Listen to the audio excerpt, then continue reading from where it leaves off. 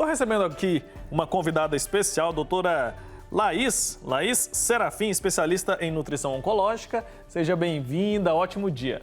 Obrigada, prazer estar aqui. Estamos nessa temática, né? Falando bastante sobre comida hoje. Aqui a gente gosta bastante desse assunto e é um assunto que chama a atenção de quem está em casa, porque quem não gosta, né, de uma coxinha. E nutricionista? Come coxinha também? Come coxinha também. Um equilíbrio, ele é sempre bem-vindo em relação à alimentação. Pois é, o Alan falou pra gente a respeito das formas ali, das variações que existem. O problema tá na coxinha? O problema tá no preparo da coxinha ou no recheio? O problema maior da coxinha está no preparo, na fritura.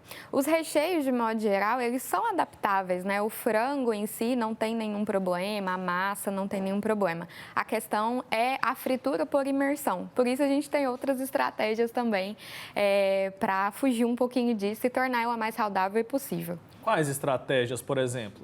A gente pode fazer coxinha assada, coxinha na air fryer, então a gente já se livra ali da questão do óleo, né, que é o grande prejuízo aí, e tá tudo bem, cabe na alimentação, cabe num plano alimentar sem problemas. Tá certo, doutora. A gente está falando de coxinha, está falando sobre coisa boa, mas como eu mencionei quando te anunciei, você é especialista em nutrição oncológica. Isso. Vamos falar ainda hoje com outro especialista que vai tratar a respeito do câncer de mama. Temos números preocupantes, um assunto muito sério. Um estudo da Sociedade Brasileira de Mastologia indica um aumento, gente, de 26% nos casos graves de câncer aqui no nosso país. Isso pode ser consequência do período pandêmico, né? Do período de crise em que foi reduzida a quantidade de mamografias realizadas pelo Sistema Único de Saúde, né, doutora? E a nutrição é parte fundamental do tratamento, né?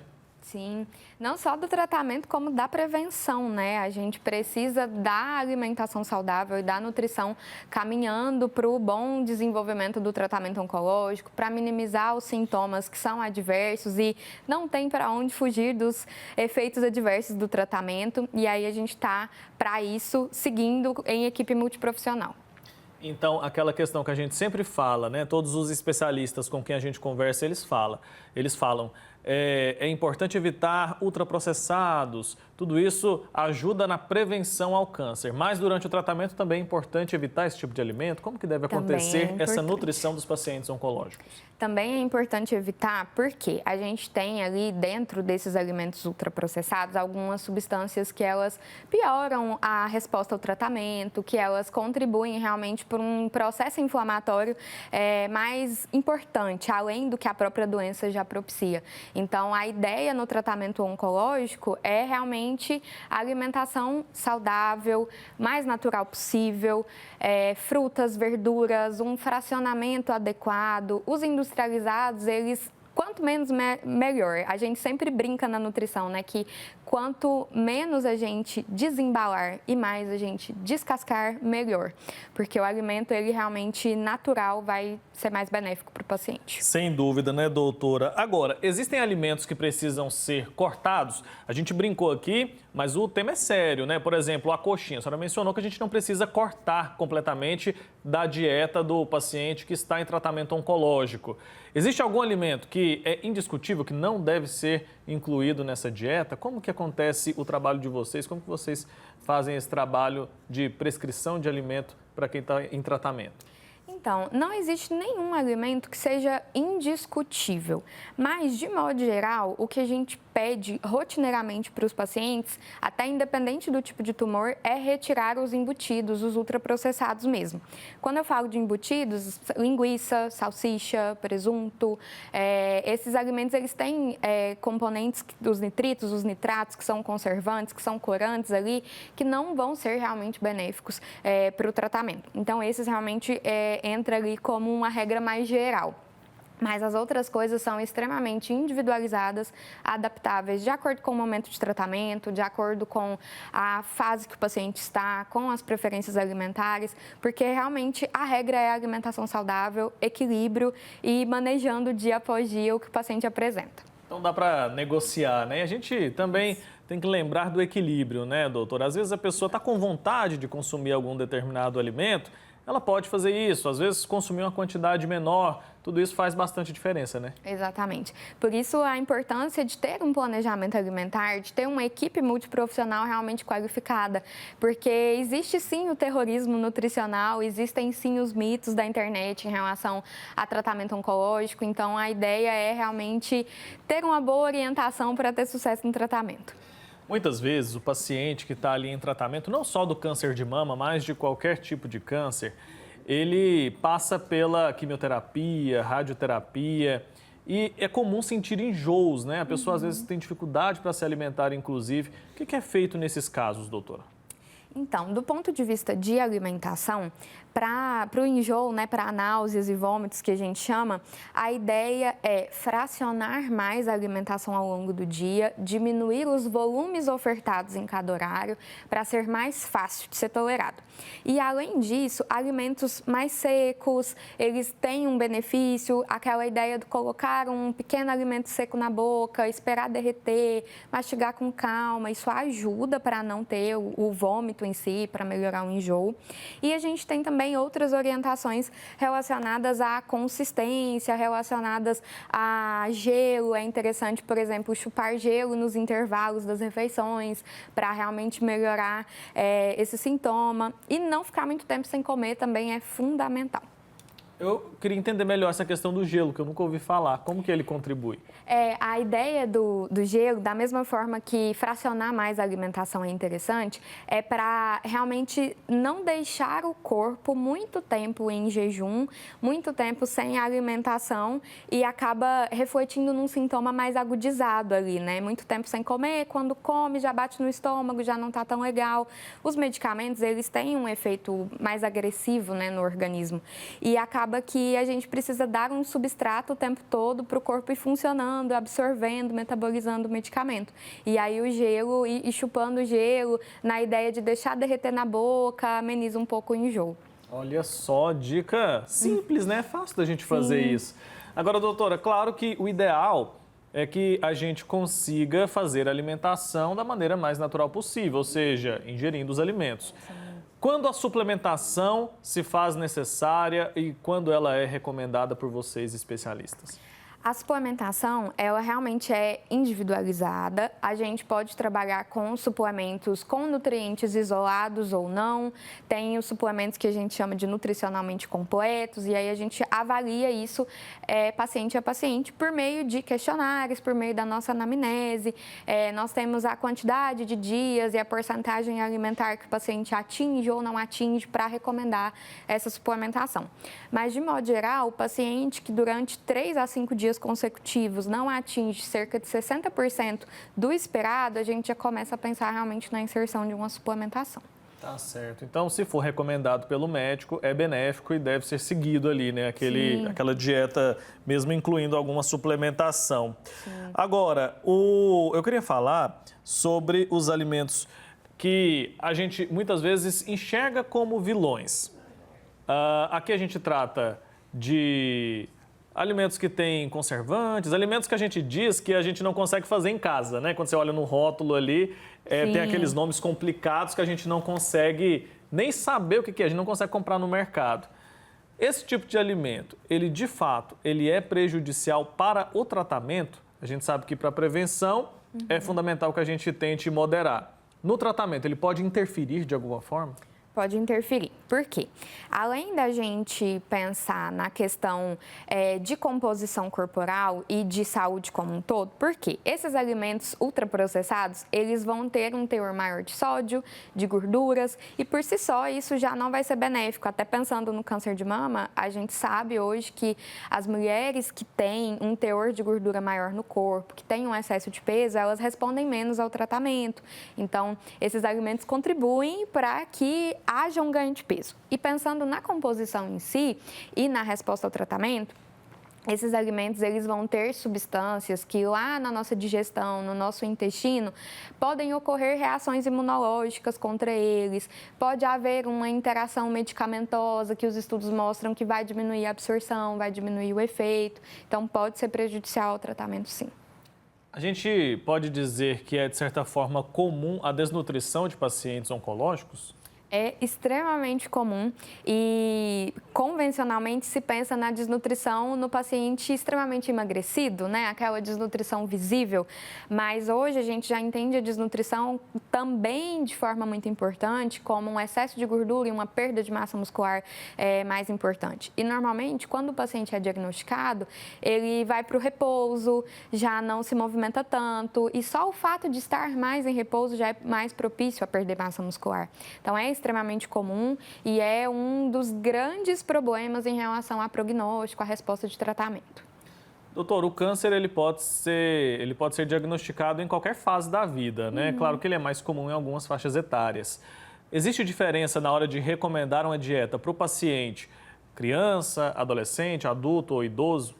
Existe. Nós temos tanto a recomendação de macronutrientes, né, carboidratos, proteínas e lipídios, quanto de vitaminas e minerais individualizada para cada faixa etária.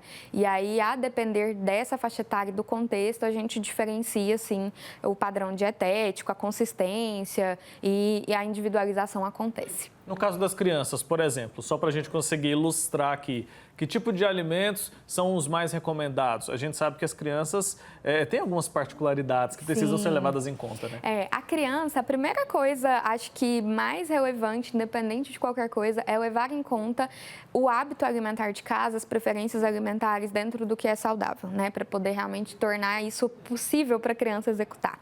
Mas do ponto de vista de crescimento, a gente vai ter ali um cuidado no aporte de carboidratos, de proteínas, de gorduras de boa qualidade, porque a criança ela está em formação não só externamente, mas também internamente. Então a gente precisa cuidar do intestino dessa criança, desse desenvolvimento ali em relação à digestão, à metabolização, para que ela cresça, se em tratamento com um prognóstico melhor e respondendo melhor ao tratamento oncológico, e se saudável, cresça também prevenindo a doença oncológica no futuro. Precisa levar em consideração que aquela criança que está em tratamento oncológico, ela continua se desenvolvendo, né? A gente não pode ignorar essa questão. Exato. Então, bastante complexo, né, doutora? A gente, quando fala de crianças, a gente percebe que a incidência nelas, claro, a gente está falando bastante hoje sobre câncer de mama, mas na criança a gente percebe que a principal ocorrência do câncer é a leucemia, né? No caso da leucemia, existe alguma particularidade quando a gente fala sobre a nutrição? No caso da leucemia e linfomas também é bastante comum, doenças hematológicas de modo geral é bem comum na infância. A gente vai manejar bastante sintoma gastrointestinal ali de efeito associado ao tratamento e lembrar sempre que esse perfil de câncer, esse perfil de doença oncológica é extremamente catabólico. O que é isso? É uma doença que consome realmente mais energia do organismo. Então a gente precisa ter atenção com a distribuição ali do plano alimentar, da alimentação dessa criança, para suprir tanto a demanda de crescimento quanto a demanda de resposta ao tratamento. Um adulto jovem é mais tranquilo? Podemos dizer isso ou não? Depende muito. A gente vai individualizando realmente os cálculos, mas existem tipos de leucemia, por exemplo, mais comuns nos jovens e existem tipos mais comuns nos idosos. Então, se o jovem tem esse tipo mais comum no idoso, o caso dele se torna mais grave. Então, a gente vai entendendo realmente caso a caso. Vamos chamar mais uma pessoa para essa nossa conversa? Olha só. Doutor Rufo de Freitas Júnior está conectado com a gente, vai entrar nesse assunto. Estamos falando bastante hoje a respeito do câncer de mama. Claro, entramos aqui também em outros tipos de câncer, né? Mas nosso fato hoje, doutor, é que um estudo da Sociedade Brasileira de Mastologia indica um aumento de aproximadamente 26% nos casos graves de câncer de mama no Brasil. E esse estudo mostra que a redução no número de mamografias feitas pelo SUS nos períodos mais críticos da pandemia contribuiu para essa realidade. Primeiro, queria dar um bom dia para o senhor, dizer que o senhor é bem-vindo aqui no nosso programa, viu? Aqui no nosso Santo Café. E eu queria entender, doutor, se já era esperado que algo assim acontecesse. Bom, primeiro, é muito gostoso a gente saber que quando você publica um trabalho, esse trabalho é reconhecido. Esse é um paper que nós publicamos recentemente com os dados do Ministério da Saúde e do DataSUS e que mostra, né, exatamente esse aumento. Na verdade, nós esperávamos que houvesse um aumento, né, dos casos avançados nós não sabíamos que seria tão rápido que isso aconteceria. Então, o que aconteceu durante a pandemia dos anos de 20 e 21 foi que houve uma redução bastante importante do número de mamografias e do número de mulheres que procuraram, né, os consultórios médicos para seus exames. E os tumores continuaram crescendo. E quando nós chegamos aí em 2022, então, observado esse aumento importante. E quando nós comparamos os dados do SUS com os dados de clínicas privadas, é que foi o pior. É que nós observamos que as mulheres que são atendidas no SUS foram aquelas mais prejudicadas. Elas, então, como você falou, tiveram esses 26% a mais de tumores avançados, se comparado a antes da pandemia. Então, já era esperado, nós só não esperávamos que fosse tão rápido e com tamanha monta. Doutor, a gente sabe que para qualquer tipo de câncer, o diagnóstico precoce ele é essencial, né? Aumenta muito as chances de cura. Então a gente pode dizer que o resultado desse estudo ele é bastante preocupante, né? Você tem razão. Nós não sabemos ainda qual será o impacto da mortalidade do câncer de mama no Brasil após a pandemia, né? E você está correto, e é bem possível que haverá uma piora, né? Um aumento da mortalidade, infelizmente, um aumento da mortalidade por câncer de mama, não só no Brasil, mas em outros países do mundo também. A vasta maioria dos países foram afetadas pela pandemia, uns mais, uns menos, mas o que está acontecendo aqui aconteceu em outros locais também. Então, o que nós temos que fazer agora é ser proativos e tentar, com muita rapidez, dar acesso ao máximo possível de mulheres que tenham algum problema nas mamas, né? Então, isso, por exemplo, nós temos duas boas ações aqui em Goiás e elas serão apresentadas aqui durante o Brazilian Breast Cancer Symposium na cidade de Pirenópolis. Uma é na cidade de Goiânia, a professora Rosemar está fazendo um trabalho maravilhoso, né, aumentando o número de biópsias na cidade de Goiânia. Isso tem dado acesso às mulheres que utilizam o Sistema Único de Saúde para que elas tenham um tempo mais rápido entre o diagnóstico e o início do seu tratamento. Isso está muito bacana.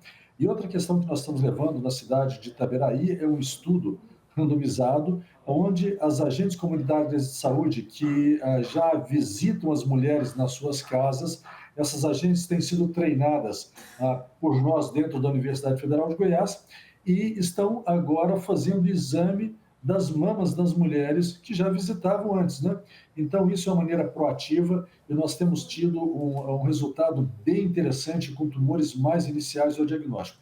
Então, essas são maneiras proativas que nós temos para tentar mitigar aquilo que a pandemia nos deixou, que foi um número maior de casos avançados. Certo, doutor. Vou pedir licença para os meus dois convidados aqui hoje. A conversa tá boa, assunto é sério e o Alan Ribeiro tá lá em São Paulo. Ele quer participar também dessa conversa, né, Alan? Pode falar, é com você. Wilker, eu só queria dizer que já não existe mais coxinha para contar história, viu? Mas ouvindo esse assunto sobre alimentação saudável, eu queria perguntar justamente, né? Depois de ter comido essa coxinha que é frita e tudo mais, depois de uma certa idade, alguns tipos de alimento, eles são mais absorvidos pelo organismo? Existe uma tendência a engordar mais a partir de determinada idade, consumindo a mesma quantidade de alimentos? Repassa a pergunta. Pode continuar, doutor. É bem possível que sim, Alan. E o que acontece é que nós temos uma redução no nosso metabolismo, e essa redução do metabolismo faz com que haja um acúmulo maior, né, de gordura. Então, mesmo mantendo a mesma alimentação, nós temos que ter um cuidado. E a determinado ponto é necessário que nós nos esforcemos para fazer atividade física, exercícios físicos, e esses exercícios é importante que haja, né, uma condução conjunta entre atividade aeróbica e também resistência, ou seja, musculação, para que nós possamos manter a massa magra, a musculatura, e assim reduzir um pouco a nossa massa gorda, e isso permitindo que nós evitemos de engordar. Lembrando, Alan, que é fundamental, né, que para os trabalhos que nós temos conduzido dentro da Universidade Federal de Goiás, e acabamos de publicar um bastante importante, colocando 4 regiões do país, né? Pegamos a região Nordeste, a região Centro-Oeste, Sul e Sudeste. Grandes universidades participaram e mostraram que aquelas mulheres com câncer de mama que estão fazendo a quimioterapia, elas infelizmente acabam tendo uma modificação corporal, aumentando de acordo com a medicação que está sendo feita, de acordo com o quimioterápico, aumentando a sua taxa global de gordura ou, em outros casos, aumentando a taxa de gordura livre. Então, para essas mulheres que estão com câncer de mama e que estão em quimioterapia, é fundamental que elas, conforme o Alan sugeriu, que façam uma boa dieta, que tenham cuidado, né, que procurem também um nutricionista para poder ter um acesso mais adequado em termos do seu tratamento. Tá certo, doutor. Agora, doutora Laís, para finalizar, isso que o doutor Rufo trouxe para a gente, explicou, nos mostra que a nossa relação com a alimentação, com a comida, precisa ir mudando com o passar do tempo, né? Com certeza. Até complementando a fala do Dr. Rufo, com o passar dos anos, além do nosso metabolismo diminuir, e é normal do processo de envelhecimento, a nossa absorção também muda. Então, a nossa absorção de proteínas, de lactose, por exemplo, vai ser modificada. Então, existem realmente mudanças que vão acontecendo e que dependem de alimentação.